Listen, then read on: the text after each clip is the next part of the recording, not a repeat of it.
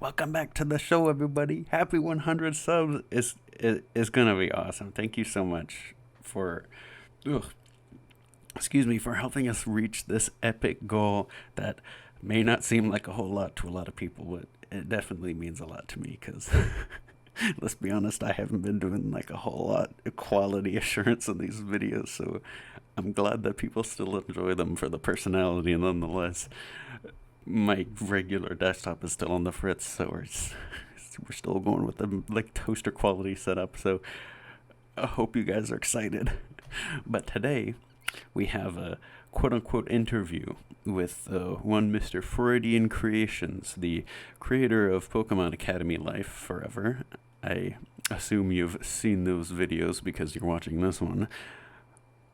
And I tried to get a regular interview with him, like I asked him, but he said because of his hearing issues, we probably couldn't do a call, which is, it's a little bit of a bummer, but what kind of person would I be if I got mad at him about that? So instead, he sent me audio of him answering the questions, and I'm gonna slap them together with this intro, and I just hope you guys are gonna like it. I'll maybe have like a fun little image of him and I sitting in the interview, like two chairs facing across from each other. It's gonna be epic. Don't worry about it. So, without further ado, and without further stalling for time, Mr. Freudian Creations himself, take it away. Hey, Scoobs. I'd just like to say, thanks for having me on the show. I really did want to say that, actually. I've always wanted to say that. Anyway, I'd just like to say, before we start the quote-unquote interview, I really appreciate the Let's Plays you've done of Pokemon Academy Life, Forever. It's really, really cool to see something that, I worked on, being enjoyed in real time by another actual person. Of course, I know that 5,300 odd people in the Discord are also real people. Well, I mean, probably a couple of them are bots, actually, but anyway, it's really awesome to see someone like you playing through the game, giving voices to the characters that, I've really put a lot of thought into. See you engage with and, sometimes struggle with the mechanics that I've put in. And, even the bugs you found. There is nothing quite as embarrassing as seeing a bug be discovered in real time by someone who's playing the game, but hey, that just means that it won't be in the next release, and at the end of the day, that's a good thing, even if it's embarrassing in the short term. But I think I've probably rambled on enough.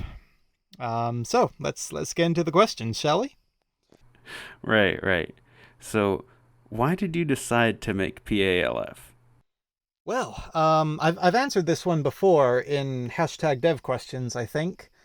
Also, am I going to be crucified for saying hashtag dev questions? Well, if I am, it's been a good life. Anyway, I decided to make PALF because, I mean, well, I'm a huge Persona fan. I really like the Persona series. The original PAL was heavily inspired, based on what Jeremy said in various streams, based on the design notes I have access to, and, based on just the general vibe of the game, honestly, on the Persona series. So, more Persona likes are always something that should be created. And yeah, Persona-like is definitely a term. I'm making it a term, like roguelike. And I'm gonna force that term until it's not awkward anymore. But the bigger thing, really, is the concept of an academy-based Pokemon visual novel. I wouldn't call it a dating sim. Certainly not after week 4, anyway. Pokemon-based visual novel. It seems it's something that Pokemon has played around with a bit. Like, in Pokemon Masters EX, that's the closest, there's my old lisp coming out, closest to a Pokemon visual novel that we've gotten so far. But, by the same token, by the fact that it's the Pokemon Company, they couldn't quite do it. To the degree that we as fans would want. So the idea was just, it's a fantastic idea that it would be a damnable shame if it were just allowed to perish, like it's the third turn of being trapped in with Mischievous, Another obvious thing, I think, is the art. Jeremy, bless him, the precursor, the rock that we have built this church on, created a tremendous amount of really high-quality art for this game. Just a motherload of assets. A motherload of assets that, honestly, this game could be created in its entirety with. I'm very thankful for, all the new artists, the volunteers, the commissioners, everyone who's joined the project ever since. But Jeremy, stallion of a man that he is, he was able to essentially create the game. He just wasn't able to bring it to closure, and that I wouldn't say that was his fault. I wouldn't say that was any of the original team's fault. It's just a consequence of when the game was being created, the speed at which the game was being created, and the whole team-based system. I would like a team for this game, but volunteer projects with that rely on teams of volunteers, paradoxically, I think it is much less likely to succeed than a project that relies on, only an individual. So, those were some reasons why I decided to try and create PALF, Pokemon Academy Life: F. Another thing, how did I even have the ego to think that I could possibly step in the footsteps of giants? Well, firstly, all of the art. If I had to create a single art asset for the game, I'd probably think, yep, no, I can't do this. Cannot be done.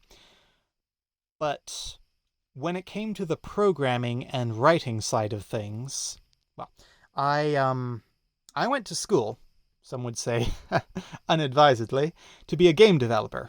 Note that that's game developer, not game designer. Design is for artists and hippies. Developers are, programmers who think maybe someday they could get involved in the games industry. And, I was lucky enough. I don't want to undersell myself. I did also have the skills to get a game development job directly out of college. In fact, I'm a Minecraft programmer, actually. So I have experience in the field, in a professional capacity, also for much longer, a hobbyist capacity. But the biggest thing, really, is that I've been working on Pokemon, Twitch Dates Pokemon, which is, stop me if this sounds familiar, a Pokemon visual novel since 2016, I think, at this point. Built in RenPy, Python, it's extremely similar to what I'm doing with PALF, except PALF is about 500 times more complicated, and I have a team of editors and writers I'm working alongside with Twitch Dates Pokemon. Just incredible people. Incredible. I wish I had them here with me now, but, I think the single player development focus is part of the reason that PALF, at least so far, is succeeding. So probably won't interrupt or ruin that anytime soon. So yeah, I figured that I should make PALF. To make a very long, rambly answer short, I should make PALF because it was an amazing idea that a lot of the groundwork had been laid down for already. Jeremy made a ton of really awesome art for the game that it would be a tragedy if it went to waste. And I was qualified to do it. I'm gonna sound like a terrible egotist here, but I'm probably one of the most qualified people on Earth to do it, on account of having made a Pokemon visual novel for 7 years before I ever attempted this. So, it was a confluence.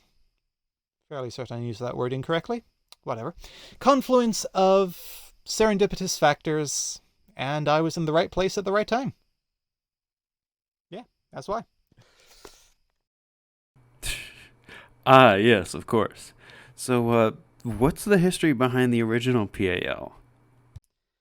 That is a good question, and I'm afraid it's one I am woefully underqualified to answer. Soundwave might be a good person to ask for this. He's in the Discord. Jeremy, Jeremy would obviously be the best, but he's pretty fairly washed his hands of this project. I can't really tell you much about the original PAL. I wish I could. It is obviously still a massive inspiration to me. And not just because I'm making PALF now, even before I was making PALF, rather. Can't forget the F. That's where my entire identity hinges on. Big ol' F for respects. Anyway, PAL was an inspiration for me even before there was the possibility that I could ever run the PALF project. I first learned about it, I don't remember what year it was, but 2016, I think. I saw it when Game Grumps played it. I'm pretty sure that's a very familiar story. They didn't like it. Well, I love the Game Grumps. They're not great at visual novels. I think it's fair to say that. But, they were not a fan. I played it, downloaded it, loved it, followed its progress obsessively until they eventually, they being, the original Pokemon visual team, not Game Grumps, obviously, shut it down. And I was, much like most of us, I think, heartbroken that PAL was being shut down. So I decided it wasn't. It's cool, actually, having the skills to just, kind of Escanor and who decided that? Anime reference. There's a little funny anecdote about the original PAL, actually. I was working on yet another Pokemon visual novel project. I'm probably going to sound like a broken record here. And that one was called Harvest Mon. It was Harvest Moon, but with Pokemon characters.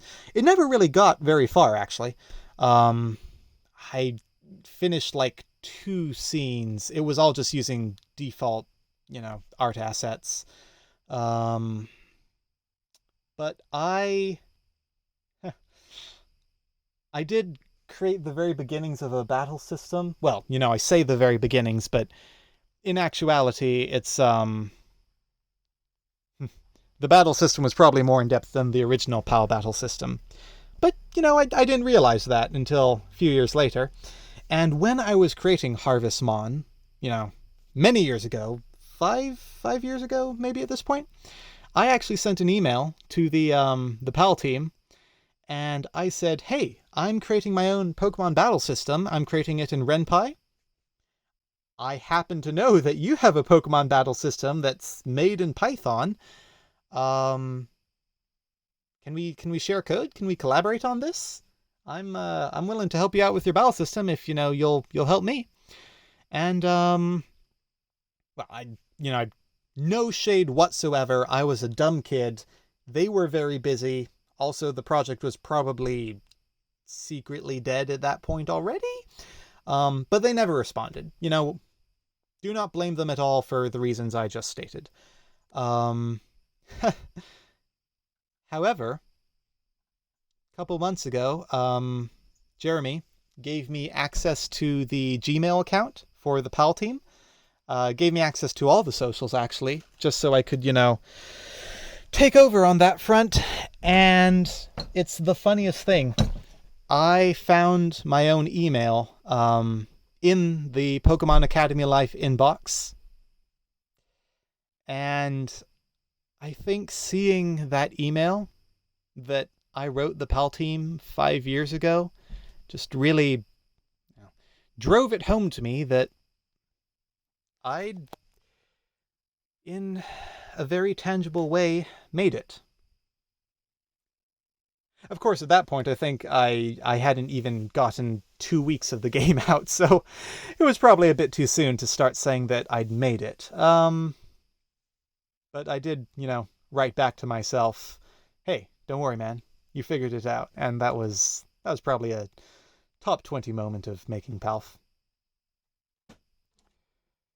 Unfortunately, I can't really answer the actual question being asked, so I hope that this anecdote at least entertained. Yeah, don't worry about it. But I gotta know, do you have a favorite character?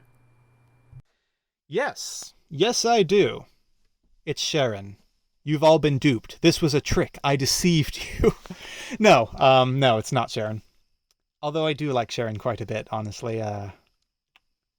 Well, I'm sure you've all figured that out. I wouldn't have put Sharon in such an important narrative role if I didn't like him quite a bit. My favorite character is a difficult question to answer because going to do a total cop-out here and say I like many different characters for many different reasons. I've mentioned that Leaf is my favorite character to write. And that's largely, just because I don't know, I just really like writing sassy characters. It's very self-indulgent, but I'm also excited to show you that Leaf has more than just the sass. I'm not going with minor spoilers, minor plot details. I can answer. It would be very easy for that kind of character to, I think, just have them be very damaged in some way and use that sass as a way of covering up, the hurt inside. I'm going to say right now I'm not doing that because that's the story everyone would expect. That's it. If I had Leaf stop being sassy, 3/4 of the way through the story, suddenly become very emotionally vulnerable and reveal, she isn't actually sharp-witted and sassy and everything you've grown to love about Leaf. Well, firstly, you would expect that. Secondly, that would be disappointing. Thirdly, feel like there's a few too many female characters who lose the part that makes them interesting when they become vulnerable. I fully believe that sass and vulnerability can exist at the same time. Not, at the exact same moment, but within the same character, in the same paradigm. Absolutely. So, I'm excited to show you more of that, and, you might see a bit more of that in week 5. No spoilers, though. But she's just my favorite character to write. In terms of my actual favorite character, I'm very excited to write more of Ethan, and I think the end of week 4 will make that less of a laughable statement. I got a lot of complaints that Ethan isn't his own character. That Ethan is just a bad copy of Red. And, well, I'm glad that my writing has been so perfectly understood. I'm also confused as to whether the people complaining about that, you know what, death of the author, I'm not going to get too far into that. Just, that's kind of the point. I thought I had made it clear that was kind of the point, but week 4, that's definitely made clear at this point. God, I hope. But I still wouldn't say Ethan's my favorite character. I just think he's going to be a very interesting story to write. So if you want me to actually answer the question, sorry, I am bad about getting to the actual point of a question, aren't I? I would say Silver. Because I went into the game with a concept for Silver that I don't think many people saw coming, but I was able to make clear immediately. And it was a risky concept. In fact, it's directly contrary to what the original team was going to do. And, especially in the beginning of the game, I was nervous about doing things contrary to what I thought the original team would do or was planning on doing. The original team was planning on having Silver be an antagonist character. Prominent member of the battle team and antagonist. He is against you. He's Silver from, the games. And he would, based on the notes I have, go through his arc from the games again. And that's a great arc, I think Silver was a well-written character, especially for when he came out in Gold and Silver. But we all know what that story is. And I think the character of Silver deserves a bit more exploration. Certainly, the positive response to the Silver that I have, I have written, rather, I think encouraged me to be a bit more free with my interpretations of other characters and a bit more, I have a bit more faith in my own ideas of what could be cool. But even beyond that, even beyond the fact that Silver was, one of the first big ego boosts I got for the project. Take a shot every time I say the phrase ego boost. Jesus, like I say ego boost as often as I write ellipses in my writing. Even more than just, that. I like Silver because I like the idea of characters who are tough and awkward and aggressive, but have a soft spot for something or someone, or, are like aggressively positive, who will punch you in the face and tell you to love yourself, that kind of thing. Kanji Tatsumi from Persona 4 is one of those such characters. And he's probably my favorite Persona 4 character. Great game, by the way. It's on Steam, Persona 4 Golden. Play it. Please do. By the time you finish, I'll probably have another week out for PALF. So yeah, I'd say that somewhat answers this question. God, I've been thinking about playing Persona 4. I might have to. But how many YouTubers do you know that have done LPs of PALF, and how many have you watched? Yeah, I don't think anyone's done any LPs of PALF. Next question, please. No, I don't have numbers.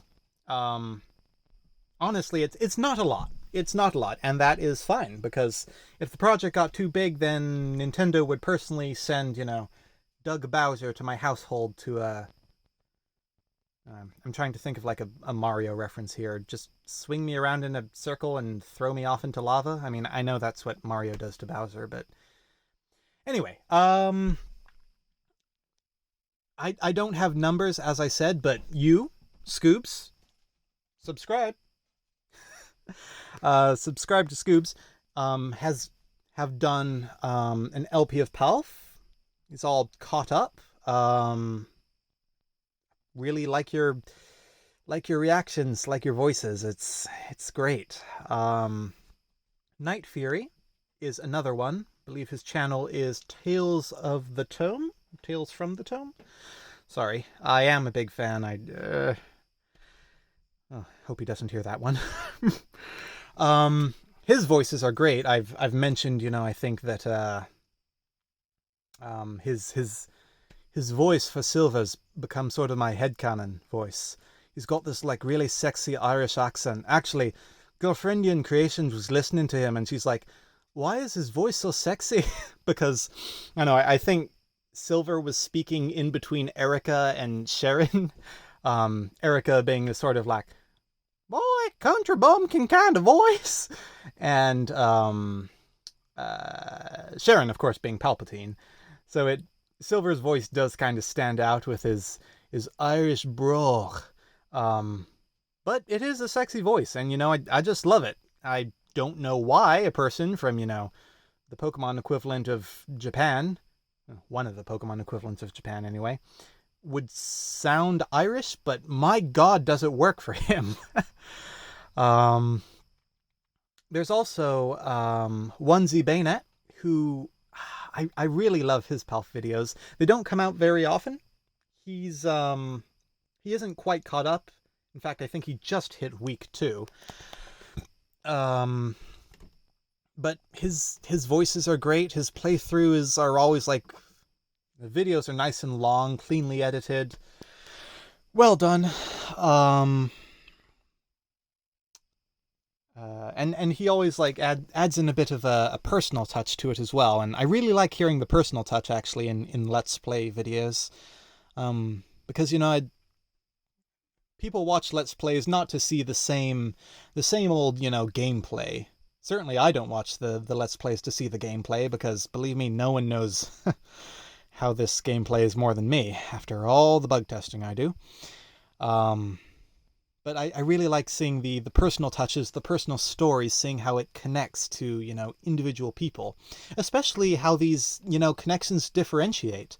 A lot of people really love Leaf, and that's great. I like Leaf a lot too, I've mentioned. Jumbo hates Leaf. Like, whoa!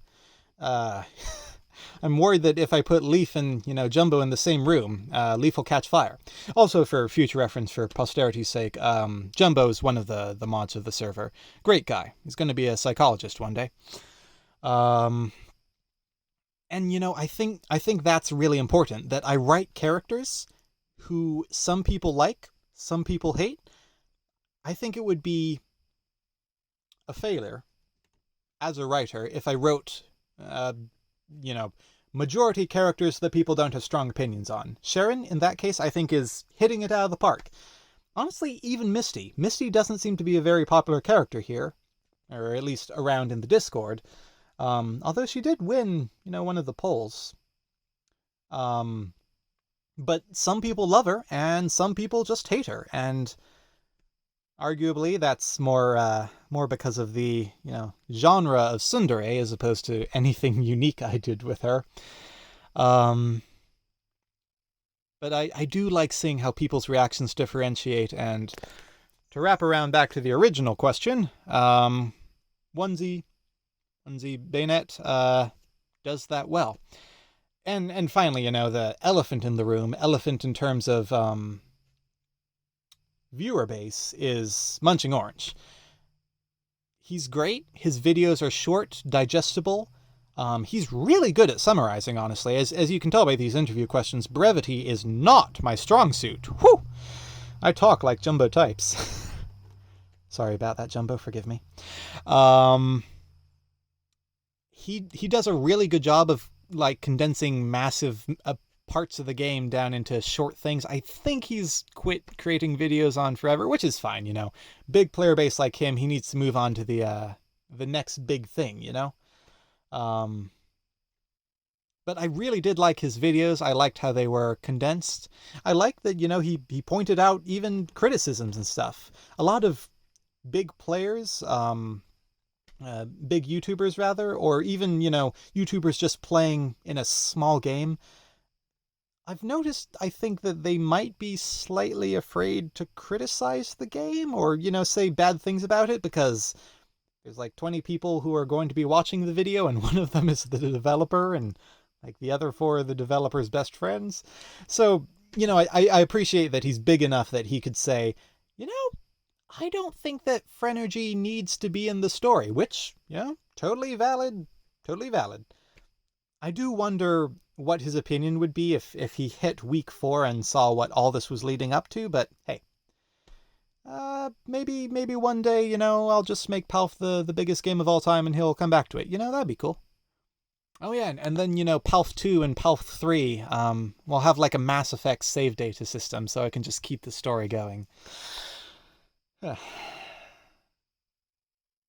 Okay, you know, I'm just gonna write that down on a napkin, put in the closet for a decade from now. Dude, I'm gonna be so hyped for PALF 2 and 3, bro. Especially PALF 4. when a nerve gear comes out in real life, you just be able to plug yourself into the matrix and you play full dive, full experience of VR PALF. It's gonna be so fucking hype, dude. But that raises a question. How much experience do you have with game development? Have there been games that came before PALF? I sort of answered this question in the first one. Why did you decide to make PALF? But I can go on some more, summarize the cliff notes. I say summarize like this won't be another, long, disjointed, rambling speech. I have quite a bit of experience with game development. I started programming first year of high school, second year of high school, so I was about 15. Honestly, there were these two guys, Ethan and Brendan, I think were their names. They were the coolest people I knew. They were both nerds, like they were massive nerds, but they were the leaders of the robotics team. They were so smart. They were super best friends. Like, I envy their friendship nowadays. They were like hyper heterosexual life partners level of friendship. And I wanted to be more like them. So I just took one of their classes, a web dev class, that got me into programming. My first language was JavaScript. And the rest, as they say, is l'histoire. Drunk Old Man will shoot me for that, probably. Also, for posterity's sake, Drunk Old Man is one of the moderators on the server. I nearly said one of the servers on the moderator, like a restaurant or something. So yeah, I've been programming ever since then. I picked up my work in Twitch Dates Pokemon, which I've mentioned before, around 2016 when, Twitch Plays Pokemon was a big thing, so just a year later. And by the time I graduated from high school, I kind of thought,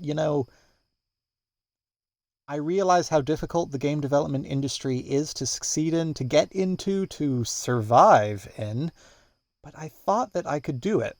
So, I took the big leap. I took a risk. I what's up dangered my way into Boston University.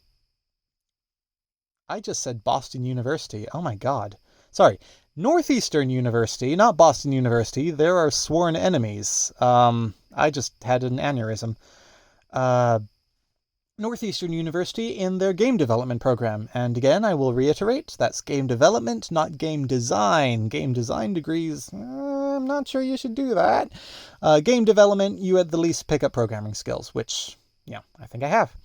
And as soon as I graduated college with my game dev degree, I got a job in game development. And as I've mentioned, my full-time job is a programmer on Minecraft, which is kind of cool, fun little indie cube game.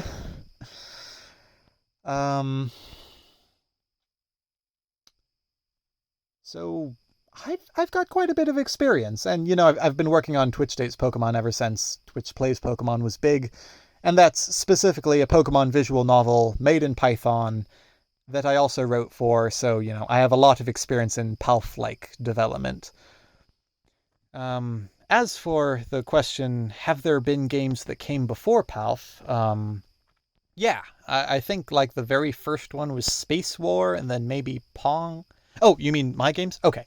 Yeah, there's Twitch Dates Pokemon. Take a shot every time I say that. But the game immediately before this, it was actually the game tell you what. I'll tell you about this, about the game that came immediately before PALF in the next question. It seems relevant. All right. So I guess I better ask the question then. Do you have any other projects in mind or on the side? Yeah. As I mentioned in the previous question, there was a project I was working on that took about as much time as PALF is taking now, that I quit. And that opened up my time to take on PALF, which I did like a week after I quit the previous project. And that previous project,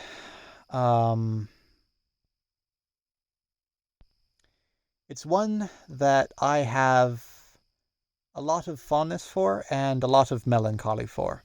I spent several years working on it. Years that, looking back on it now, I realize I could have used much more efficiently. I wouldn't say it was wasted, because, no process of self-discovery, no programming practice is ever a waste. But it was time that, I could have used to start PALF 6 years earlier. The project was called Antium, and it was a Persona-like. See, I said I was going to make Persona-like a thing. And it set itself apart from other Persona-likes through 2, arguably 3, main features that the Persona fandom, from, my viewpoint, has been saying, this would be really cool for a long time. The first being that this one took place in the West. This was self-indulgent, and also me just writing what I knew. But it took place in the middle of nowhere, a town called Antium, in Kansas, actually. Yeah, and I realize Antium sounds quite similar to Antietam. That was mentioned a few times in the story, that people would only end up in Antium if they got lost going to Antietam.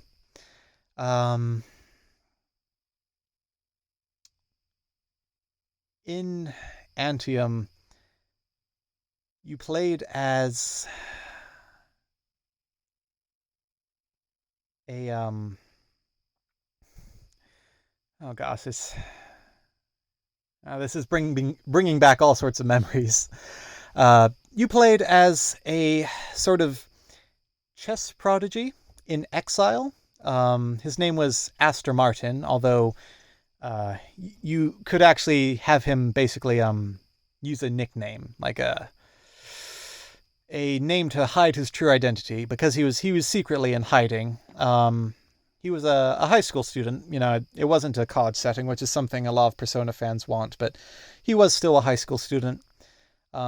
Fled to the middle of nowhere in Kansas and attended high school, forming bonds with friends, meeting people. It was a very standard Persona-like in plot progression, I think. Although, and you might appreciate this, ScoobZ, given your name, the storytelling format was going to be less of, the hero's journey kind of thing, or sort of the grand scale of the Persona games, and more of a, mystery of the week kind of Scooby-Doo-esque format.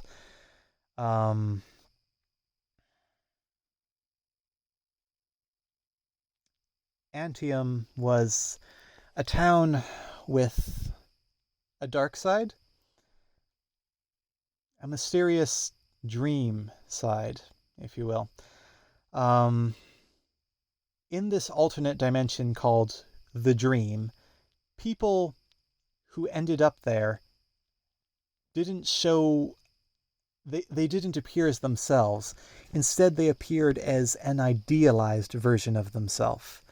So, the girl who wished she was prettier became a model, or the man who wished he was stronger became a bodybuilder, or the main character who craved anonymity became basically the personification of the incognito browsing icon. The little man in the sunglasses with the hat.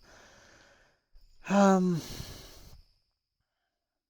the world of Antium, instead of personas, because the world of Antium used Freudian psychology as its basis, hence my name, Freudian Creations. Instead of having personas come to your aid in your defense, they existed in a world of egos, and the egos were pretty much all based on animal idioms. So, there'd be lab rat, lovebird, broken heart. Heart as in, the animal. Worm food.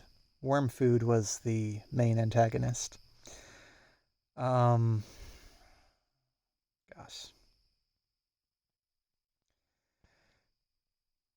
The big selling points, really.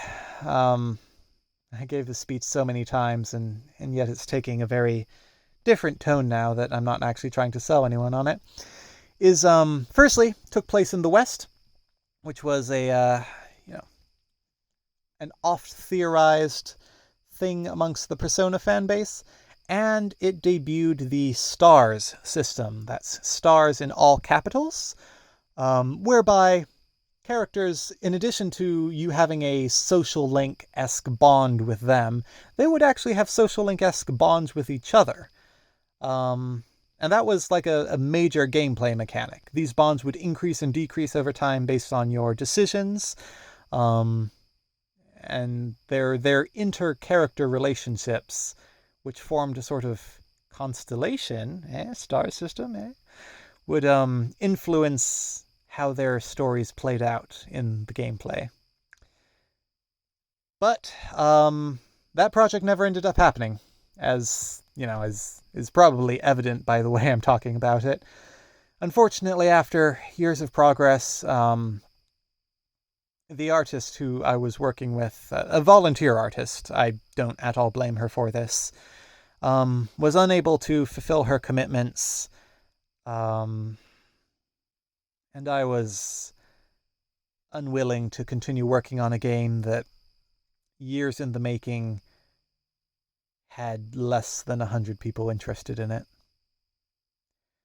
So, you can definitely see why I am significantly more motivated to keep working on PALF, given that the Discord currently has, 5,300 people on it, and I've been working on this for how many months? 4 months? 5 months? Okay, 5 months. I guess that's a fair amount. Still, the fans, the people, even the haters. Yeah, I'm calling you out. I'm calling you out. Not you, ScoobZ. You're a delight. Just other people. I know who you are. They are what motivate me to keep working on PALF. And, as long as there's someone there, I'll probably keep working on it. Sorry, I shouldn't say probably, because they'll scare people after, how PAL originally broke our hearts. I'm definitely going to keep working on it as long as there's someone who wants me to work on it. Antium didn't have that luck, but, I'm hoping I can bring Antium back one day, because I really think you guys would love the characters I wrote for Antium. I think you'd like the world. I think you'd like the designs. I think you would really like it. And I hope, after I'm done with PALF in a few years, that I've built up enough of a... Is it too egotistical to say following? I've built up enough of a community that believes that I can write a story that they'd be interested in, even if it's not Pokemon. Crossing my fingers. Let's see what happens. On a completely unrelated note, I'm also huge trash for power fantasy isekais, and I'd like to make a visual novel about that someday. Okay, moving on. A man of culture, I see. But yeah, dude, any visual novel that you make, or any game really, you got my support. I want to be the first one to play those. So if any new projects drop, hit me up over on a Discord or whatever, because I want to see what's in store for your career, job, fun, hobby, whatever this is. Because you make really good stuff, at least from what I've experienced so far. But now for the not really a question that many other people care about other than me, but more as a personal aside, I'm curious as to if you plan on adding voice acting to the characters, and when it is that I'm totally going to be voicing either Grusha or Callum, please. It would be totally awesome. Yes, I'm sure it would be. Voice acting, however, is... No, absolutely not. I'm very sorry. Although to be fair, you and Night Fury have basically voice acted the entire game already. And, fair play to you. Fair play to you.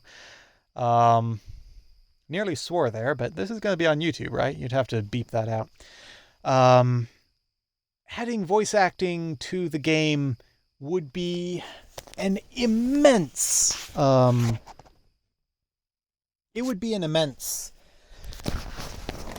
additional logistics management exercise that I am not prepared or equipped to handle.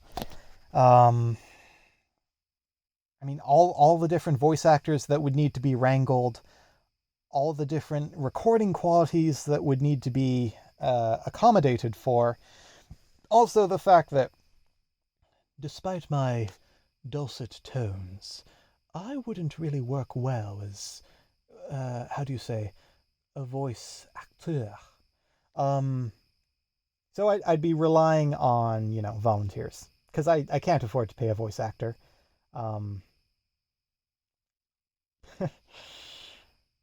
At least not, what they deserve. So one of the rules of PALF, something I'm kind of immovable on, is that the project will never, underlined, italicized, 48-point font, never rely on a volunteer. Because, that's why PALF died. That's a large part of why Antium died.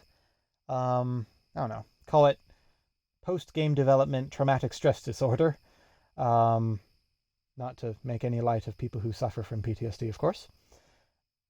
But I cannot rely on volunteers, and if I were to bring in voice acting, that would absolutely rely on volunteers. Now, I have mentioned, the encouragement of like a community voice acting project, perhaps, a community playthrough, or, a mod if you're feeling really ambitious. But that's not something I really have any interest in pursuing, largely for the reason that I don't believe it would be possible to pursue it. If that makes any sense. Okay. I was planning on writing out a post-mortem, but since you've got me here, I think I'll probably just, speak out my post-mortem. I realize that this is not at all how the professionals do it, but firstly, I'm making a Pokemon visual novel here. That's supposed to be interpreted in the sort of, sir, this is a Wendy's kind of attitude. And secondly, I would write so much in this post-mortem that it would probably take like 3 days development time away from actually making the game. And based on how you guys are rushing me along, I think you probably don't want that to happen. Sorry, you're great. You're not really rushing me. Most of you. Yeah, I'm calling you out, and I'm calling you out again. You know who you are. Not you, ScoobZ, you're a delight. Okay, so, month 1 is out. I think it's fair to say that it ended in a way that most people probably weren't expecting.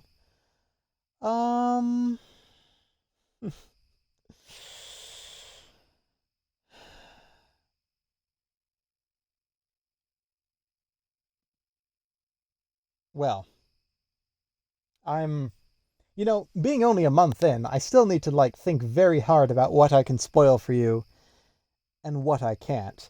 So, you know what? I'm just gonna read through Natural's post in #devquestions and, basically answer that bit by bit.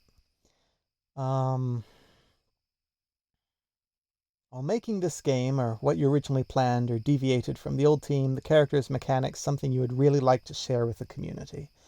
Alright, so I feel like I should explain a bunch of the decisions I made at the very foundation of the game. And really, it's one of the biggest ones, I think, is what you notice as soon as you open the game. The original Pokemon Academy Life, praise be unto it, opened with Red sleeping in, and his mother having to come into his room to be like, hey, sweetheart, shouldn't you be up and about and doing something with your life, my child, my boy?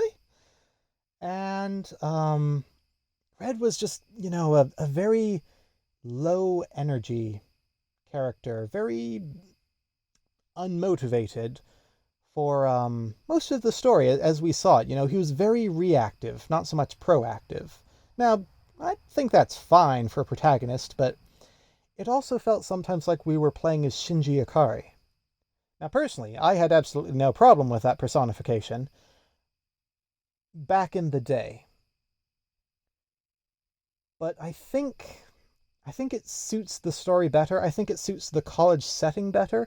I think it suits the mindsets and environs of the characters and the players better to have him be a more self-driven, if still somewhat directionless character for the setting now. So, as you saw, he can he did his research on Kobukan this time. He's a bit of an athlete this time. And I did like the dynamic of, the lazy guy and the energized guy in the original with Red and Pikachu. So I just kind of swapped them for this one. And, well, we've all seen what Pikachu's IVs in nature are, so that's a fun bit of little narrative gameplay confluence there. I am certain I'm using the word confluence incorrectly, but I've been using it that way for too long to stop now. Another thing, another big decision I made is the battle system. I have put a tremendous amount of time into the battle system, into the mechanics of the game as a whole. PALF is a much more mechanically intensive game than the original PAL, and it's entirely because of laziness. Yeah, laziness, actually. It's not ambition or anything. By making so much of the game's playthrough being dependent on mechanics, it's very easy for me to set up narrative set pieces by just using pre-existing systems. So, for example, like the ability to attend any elective class, that cuts down the branching, actually, tremendously, and allows me to write with the confidence that, most of these types are not going to be wasted, because at the very least, someone will see probably the first scene of every class. If you could still only stick with 2 types at once, like in, the original PAL, that was a fun system for the time. Who, the expletive deleted for YouTube, would go to normal class? No shade to Lenora. I love her. She's great. But, if you can go to Lieutenant Surge's class, why would you go to Lenora's class, right? Come on. So, because that system now exists, that actually opened up my ability to make the Pokemon system, the level cap system, much more mechanically intensive as well, because players, from the very moment they log in to the game, they have the ability to move their team around, move their personal stats around in a way that simply wouldn't have been possible without having so much of the game be dependent on modular systems. These being systems that can be slotted into places multiple times. Repetitive data, if you will. Same thing with the battle system. Well, I do like the battle system because of how much content I can create just by having a well-formed battle system and then using it to create narrative set pieces, like the frenzies, the battles against frenzied Pokemon. I think that's something that really sets PALF apart right now, and that wouldn't be possible without the battle system being as it is. You know, if I was still using the PAL battle system, then, oh lordy, it just wouldn't be possible. So partially, I think I went as hard into the battle system as I did because I wanted this to be more than just a visual novel. I wanted this to be more than just, an RPG. I wanted this to feel like the closest possible thing to a genuine Pokemon experience. If we were in that world, if we were lucky enough to be in that world, what would our story be like? And, well, I mean, aside from the fact that, you were just born with superpowers, I think I've gotten pretty good at portraying that. And I didn't think I could portray that without the battle system in all its complexity. Jesus H. Christ on a cracker. The battle system is very complex. But, I've actually hit the point where enough of it has been programmed that I can create a lot of narrative set pieces, a lot of battles, without adding anything new to it, just using pre-existing pieces, which, hey, kind of cool, It's nice to see the walls of Jericho actually block the Great Flood, as it were. Although I am pretty sure that Jericho was not saved by the walls, and the Great Flood did, in fact, flood it? I'm not sure how the timeline lines up there. Sorry, I'm terribly, out of date on my Bible lore. Anyway, I was doing a month 1 post-mortem, wasn't I? Okay. So, let's talk about characters. I've mentioned this before in dev questions, but I think that the most important thing when writing a character is that the character be true to themselves. You can't write a character that everyone is going to like. If I could, then Jumbo wouldn't hate Leaf. Joking. Again.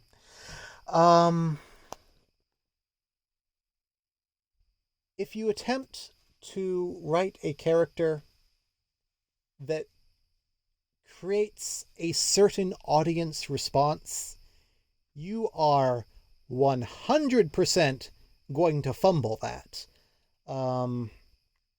As I've mentioned before, my fellow DMs know what I'm talking about here, where you create, Alistair Sunfist, a prince of a dark kingdom who's all moody and handsome and, has a gauntlet made of bone, and also speaks in the tongue of dragons, and the party absolutely refuses to engage with him, and instead wants to talk to Borkle, the snorkeling goblin, who you just created 3 seconds ago when they asked who else was in the bar. So I don't try to do that. I've made some writing mistakes in the past, but that's not a mistake I'm going to make anymore. What is important when writing characters, I think, is that a character is internally consistent. What I'm creating is, it's blatant wish fulfillment. Come on, I mean, you're the special snowflake. You've got this beautiful, sassy, intelligent girl who's infatuated with you. Everybody loves you. You can just command Pokemon like you're the second coming of Pokemon Jesus. But I think what prevents it from feeling like cheap wish fulfillment is that characters are consistent. If a character ever stopped acting the way you would expect them to, or if a character did not follow their train of thought to the logical conclusion of that train of thought, if they didn't, exit at the final stop of the station, then that's when writing starts feeling cheap. Like if Cynthia shows up and this person who is tremendously powerful, immensely respected in the Pokemon community is like, "Oh, hello, you 18-year-old boy. You're very interesting. I think I would," you know what? I'm not even going to tell that joke because, again, I'm pretty sure this is going to go on YouTube. It needs to feel earned. And I think that it is possible to write the most blatant form of wish fulfillment possible, something that would make, like, Ebony, Darkness, Dementia, Raven, Way blush. But it needs to feel earned, and the way it feels earned is through consistent characters. Don't try to make them, likable or dislikable. Just decide who they are. Give them their good, give them their bad. Let them show both parts of it. And then, the audience will come to their own conclusions about them. First impressions are important, of course, so maybe they'll never move past that first impression, but they're going to be characters, I think, that I've introduced as having very positive qualities, and these ugly qualities are going to become more apparent now that you no longer have the protection of Phrenergy. There are also characters that I've introduced with ugly qualities, and I think you're starting to see some of their more positive qualities. I'd like to believe that, Blue and Ethan are in those, sorry, my cat's going on an adventure. Blue and Ethan are in that category, but I'll leave that up to the interpretation of the reader.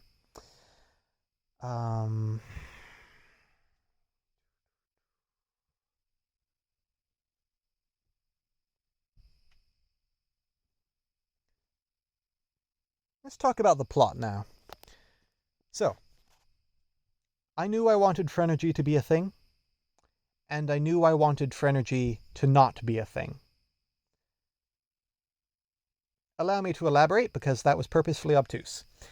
I knew I wanted at the beginning you to be, the special snowflake super protagonist. I get all the girls and also all the Pokemon. I am the man, Red. God, there are so many things I want to say that I can't say on YouTube. How do you do this, ScoobZ? You're honestly a professional. Because that is who people want to play the game as, People, I think, there are going to be people who disagree with me here. It is my interpretation, based on feedback, based on keeping a finger on the pulse of the PAL community for the past half a decade, that people didn't want to play the Red of the original Pokemon Academy life. They would, because it's a great game concept, and they would deal with any protagonist in order to play that character. But the original PAL Red, it's not that he didn't have a personality. I would disagree with that. I would say that the problem was that his personality was kind of like Corrin from Fire Emblem. I will not elaborate. So, I wanted to give people a taste of power. Like, how there are a lot of games out there that begin with you having, level 99 everything and then you get depowered? Well, boom. That's just what happened. That's what happened to you. Now obviously you aren't totally depowered. You still have all the bonds you built up beforehand. I didn't reset all of your all your social bonds, and I guess I'll say that, you're not playing as Ethan. I mean, you might play as Ethan again, but Ethan is not the player character anymore. Permanently, I should say. So you still have some of those advantages. The team you've built up, the friendships you've built up in the first month aren't completely wasted. But you are now much more on the back foot. Which, I think is a good thing, honestly. I mean, obviously, I wouldn't have written it this way if I didn't think it was a good thing, but people like to cheer for the underdog and like to see the establishment fall. If you could achieve everything you wanted super easily, as you have been doing so far, if failure had no consequences, then none of your victories would feel earned, deserved, or even like they mattered. If victory and failure has the exact same outcome, and failure is easier, then why wouldn't you just keep failing over and over and over? Which, yeah, for the first month, it's been a viable strategy. And, I addressed this in the story. I don't think there's anybody who's played the game and, has mastery of the English language who missed that unsubtle theme.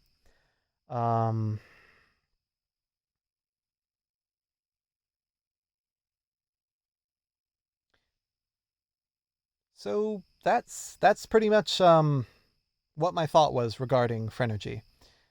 It gives you the advantage. It provides a narrative reason for you not having to ever deal with like disobedience, because God, can you imagine if I programmed in like a disobedience mechanic? That would be oh man, you think people complain about the traits now? They would complain way more about disobedience if that were a thing. Speaking of which, while I'm at it, why don't I explain my reasoning behind traits? They're a time gate. They're just a time gate. I mean, I could remove them entirely and just directly time gate scenes, but I like what I'm doing now more because it encourages people to spread out their social bonds. I don't want people to focus only on Leaf, for 3 weeks and get to level 63 63 points with her, in 2 weeks. It's possible, but by having 5 different, keys that are required to unlock different scenes, it encourages people to spread out. And I think I'm going to make a writing decision soon that will encourage people to spread out even more as well. Which I'll probably type up soonish, maybe. Don't quote me on that.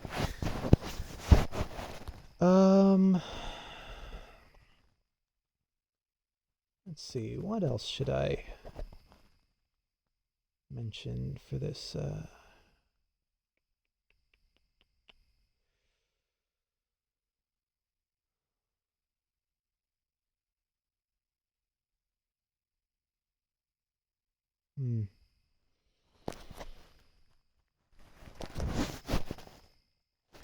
Well, this post-mortem has already hit about 21 minutes and 30 seconds, so since nothing else in particular is coming to mind, I suppose that wraps up week 1. Of course, I'd love to talk more about what my plans for the future are. I'd love to talk about the meteor. I'd love to talk about how... Well, no.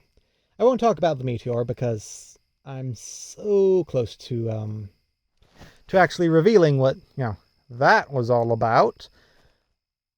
But I would like to say that I am so thankful to, just everyone in the community. Everyone who has gone above and beyond in the support for this game. For me, for each other, mods, artists, commissioners. It's great. This is a fantastic community, and it really makes me happy to see how you all elevate and uplift and support each other and cheer each other on, and it makes me really happy to see that.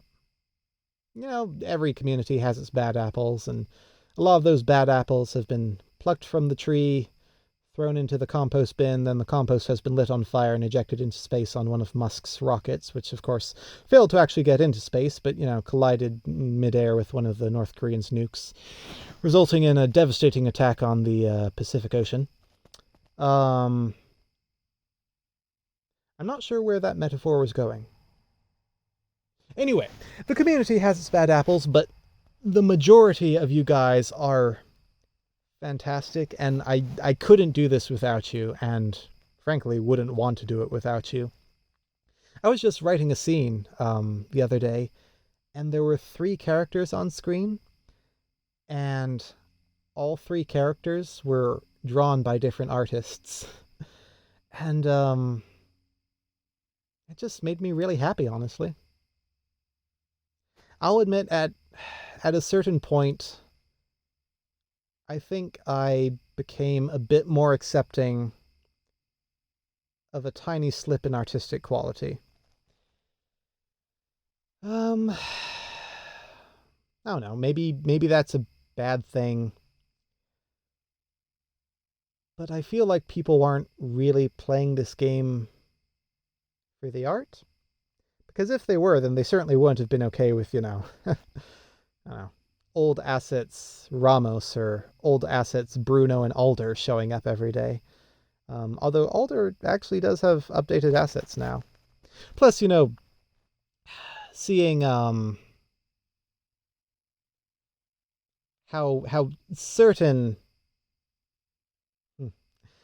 certain assets have been modified for the player's personal pleasure, if you catch my drift. I'm starting to realize that perhaps I was thinking a bit too much of the audience's standards. I'll just say, and leave it at that. However, that's probably a good thing, given if standards were too high, then I doubt anyone would try to play PALF. On the other hand, this is a Pokemon game, and we, the Pokemon community, aren't exactly known for having high standards, are we? So, this was a very roundabout way of saying that I am very grateful for everything everyone who has been part of this project has done. I just want to say thank you so much. Thank you for the support, the friendship, the community, the generosity that you all have demonstrated.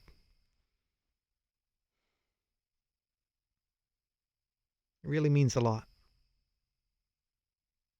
When I look at the list, and see what I have, what is coming my way, I'm flattered and blown over. I'm blown. I have been blown. You have blown me. And I hope that as I continue working on PALF, as I continue extending the story, as I continue adding more characters until the roster is the size of the Smash Bros. Roster, I hope I can return the favor and blow you back. This game is going to blow, people. let's go. All right. Love y'all. And, no. Talk to you at the end of month 2, probably. As always, I am open for questions because this was a very slapdash post-mortem. And I probably didn't answer like 95% of the stuff a post-mortem should answer. All right. See y'all. Bye.